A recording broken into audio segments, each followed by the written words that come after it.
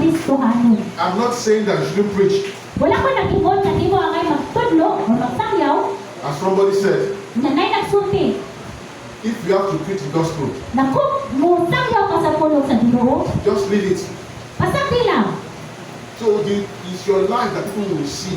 Pero kung masangyaw ka, ang imong kinabuhi mao yung unang tanaw. And they will say, this person is a Christian. Unya makasulti yun silang aakali siya, Kristohanon yun siya.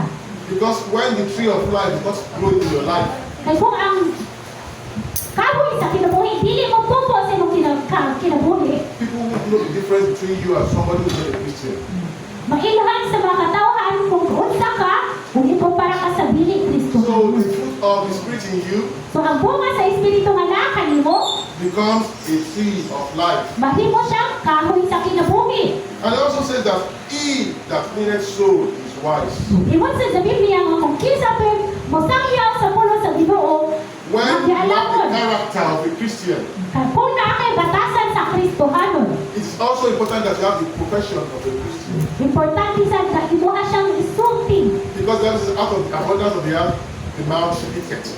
Kay tungod kay kung unsa lasa mo kasing-kasing mugawas kita sa imong baba. The thing about fire, Ang bahin sa usa ka kalayo. or about spiritual fire, or the fire of being a Christian, Ang kainiton bilang Kristohanon. is that you'll be able to keep it to yourself. Nabili lang mo siya matabo sa imong kaugalingon. If the fire of Christ is really burning within you, Kung ang kalayo ni Kristo nag-init yun, nagbaga. your attitude and the way you live your life will show it.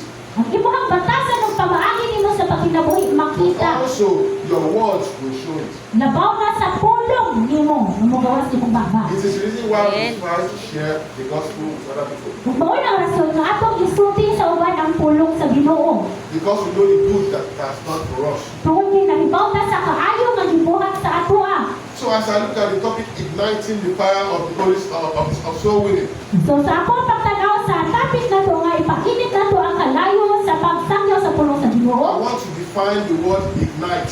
Ako ipasabot ang pulong nga ignite. To ignite means to curse, to burn, Ang ignite mo yung pagsulti nga dagkutan yun para mo kalayo. to spark, Mo spark yun siya para mo kalayo. to kindle, Imo ang dagkutan. or in our case, to burn with a passion. Or kung sa ato mag-init, mo init yun na sa ato ang gugma. What is a passion? What's naman ang passion? A passion is something that you love to do, that drives you. Sa kabuta